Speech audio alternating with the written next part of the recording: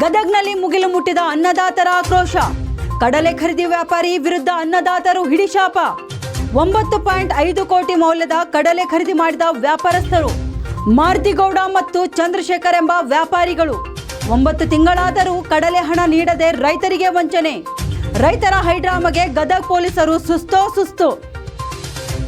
ಜಿಲ್ಲೆಯ 10ಕ್ಕೂ ಹೆಚ್ಚು ಗ್ರಾಮದ ರೈತರಿಂದ ಕಡಲೆ ಖರೀದಿ ಮಾಡಿರುವ ಮಾರುತಿಗೌಡ ಹಾಗೂ ಚಂದ್ರಶೇಖರ್ ಸುಮಾರು 9 ಕೋಟಿ 50 ಲಕ್ಷ ರೂಪಾಯಿ ಪಾವತಿಸದೆ ಸತಾಯಿಸುತ್ತಿದ್ದಾರೆ ಎಂಬ ಆರೋಪ ರೈತರದ್ದು.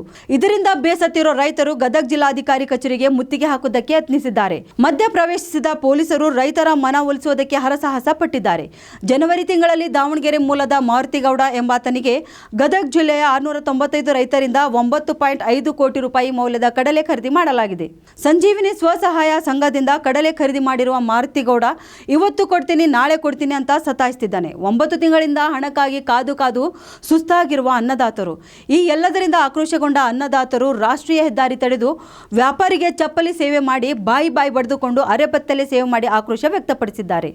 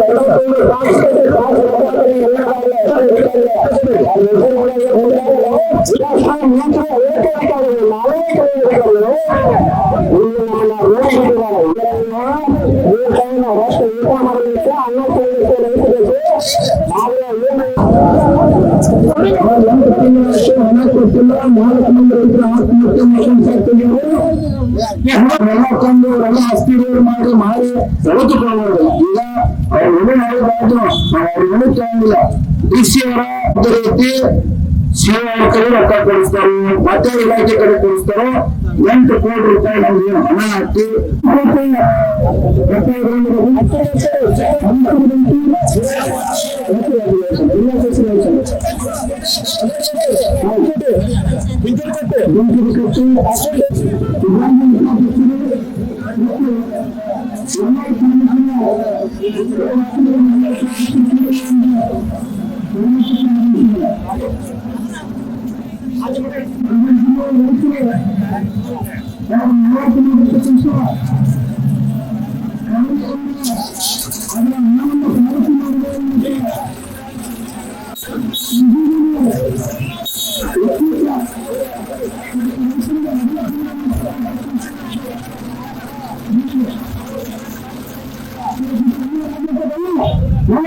ರೈತರ ಹಣ ಮರಳಿಸಲು 1 ತಿಂಗಳ ಕಾಲಾವಕಾಶ ಹೇಳಿದ್ದೇವೆ. 1 ತಿಂಗಳ ಒಳಗಾಗಿ ರೈತರ ಹಣ ಮರಳಿಸಲು 1 ತಿಂಗಳ ಕಾಲಾವಕಾಶ ಹೇಳಿದ್ದೇವೆ.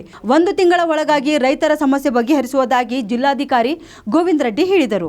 ತಾಲೂಕದ ರೈತರು ಕಳೆದ ಹಿಂಗಾರಿನಲ್ಲಿ ಬೆಳೆದ ಕಡ್ಲೆಯನ್ನು ದಾವಣಗೆರೆ ಜಿಲ್ಲೆಯ ಒಬ್ಬ ದಳ್ಳಾಳಿಗೆ ಮಾರಾಟ ಮಾಡಿ ಅದು ರೊಕ್ಕ ಬಂದಿಲ್ಲ ಅಂತೇಳಿ ಕಳೆದ ಭಾಳಷ್ಟು ದಿನಗಳಿಂದ ಧರಣಿ ಸ್ಟ್ರೈಕು ಮನವಿಗಳನ್ನು ಸಲ್ಲಿಸ್ತಾ ಇದ್ದಾರೆ. ಒಬ್ಬರು ಲೋಕಲ್ ಮೀಡಿಯೇಟ್ರು ಶ್ರೀನಿವಾಸ್ ಗೌಡ ಅನ್ನೋರಿಗೆ ಮಾತಾಡ್ಕೊಂಡಿದ್ರು. ಅವನು ದಾವಣಗೆರೆಯಲ್ಲಿ ಶ್ರೀನಿವಾಸ್ ಅನ್ನೋನಿಗೆ ಇಂಟರ್ನ್ ಅವನ ಪರವಾಗಿ ಕೆಲಸ ಮಾಡ್ತಿದ್ದ. ಈಗ ರೈತರದ್ದು ಮುಖ್ಯ ಏನಿದೆ, ನಮ್ಮ JDP NRLM ಸೆಕ್ಷನ್ದಲ್ಲಿ ಕೆಲಸ ಮಾಡೋರು ನಮಗೆ ಇದನ್ನು ಕಡ್ಲಿ ಮಾರಾಟದಲ್ಲಿ ನಮ್ಗೆ ಅವ್ರಿಗೆ ಕೊಡ್ರಿ ಅಂತ ಹೇಳಿದರು. ಈ ಕಾರಣಕ್ಕಾಗಿ ನೀವು ಜಿಲ್ಲಾ ಪಂಚಾಯಿತಿ ಅಥವಾ ಸರ್ಕಾರದಿಂದ ಈ ರೊಕ್ಕವನ್ನು ಕೊಡಿಸ್ಬೇಕು ಅಂತೇಳಿ ಅವ್ರದ್ದು ಬೇಡಿಕೆ. ಈಗಾಗಲೇ FIR ಆಗಿದೆ. ಶ್ರೀನಿವಾಸ್ ಗೌಡ ಮತ್ತು ಯಾರ್ಯಾರು ದಳ್ಳಾಳಿಗಳಿದ್ರೆ ಅವ್ರ ಮೇಲೆ ಪೊಲೀಸ್ ಇಲಾಖೆಯಿಂದ ಈಗಾಗಲೇ ತನಿಖೆ ನಡೆದಿದೆ. ಇವತ್ತು ಅವರು ರೈತ ವಿವಿಧ ಜಿಲ್ಲೆಗಳಿಂದ ಕರ್ನಾಟಕ ರಾಜ್ಯ ರೈತ ಸಂಘದ ಹಸಿರು ಸೇನೆಯಿಂದ ಜಿಲ್ಲಾಧ್ಯಕ್ಷರುಗಳು ಬಂದು ಮತ್ತು ಲೋಕಲ್ದವರೆಲ್ಲರೂ ಸೇರಿ ಧರಣಿ ಸತ್ಯಾಗ್ರಹವನ್ನು ಇಷ್ಟೊತ್ತನ ಮಾಡಿದರು. ಸೊ ನಾವು ಅವ್ರಿಗೆ ಏನು ಹೇಳಿದ್ವಿ ಅಂದರೆ, ನಾವು ಪೊಲೀಸ್ ತನಿಖೆ ಪ್ರಗತಿಯಲ್ಲಿದೆ. ಸೊ ಅದಿನ್ನೂ ಬಗ್ಗೆ ಇವ್ದೊಂದು ರೇಟ್ ಇದೆ, ಅವನು ಮೀಡಿಯೇಟ್ರ್ ಒಂದು ರೇಟ್ ಹೇಳ್ತಾನೆ. ಈಗ ಅದು ಇನ್ನೂ ಅವರು ನೆಗೋಷಿಯೇಷನ್ ಮಾಡ್ಕೊಂಡು ಬಗೆಹರಿಸ್ಕೋಬೇಕಾಗಿದೆ. ಅಂದರೆ 7,200 ಕೊಡ್ತೀವಿ ಅಂತ ಅವ್ರು ಹೇಳಿದರು. ಬಟ್ ಮಾರ್ಕೆಟ್ನಲ್ಲಿ ಆಗಿ 5,600 ರೇಟ್ ಇತ್ತು. ಈಗ ಅದು ರೇಟ್ ನಡುವೆ ಅವ್ರ ನಡುವೆ ಡಿಸ್ಪ್ಯೂಟ್ ಇದೆ. ಸೊ ನಾವು ಫಸ್ಟ್ಗೆ ಏನು ಹೇಳಿದ್ವಿ, ಇದು ಪ್ರೈವೇಟ್ ಟ್ರಾನ್ಸಾಕ್ಷನ್ ಇದೆ, ಇದರಲ್ಲಿ ಸರ್ಕಾರದ ಪಾತ್ರ ಇಲ್ಲ ಅಂತಲೂ ಅವ್ರಿಗೆ ಸ್ಪಷ್ಟವಾಗಿ ಹೇಳಿದ್ವಿ. ಅವ್ರದ್ದೇನು ಪ್ರೈವೇಟ್ ಟ್ರಾನ್ಸಾಕ್ಷನ್ ಇದ್ದರೂ ಸಹ ನಿಮ್ಮ NRLMದವರು ಅದರಲ್ಲಿ ನಮ್ಗೆ ಕೊಡ್ರಿ ಅಂತ ಹೇಳಿದರು ಅಂತ ಅವರು ವಾದ ಇದೆ.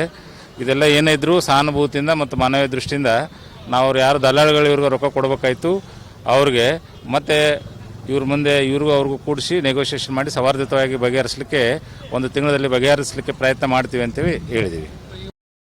ನಿರಂತರ ಸುದ್ದಿಗಾಗಿ ನೋಡ್ತಾ ಇರಿ ಉತ್ತರ ಕರ್ನಾಟಕ ಸುದ್ದಿವಾಹಿನಿ.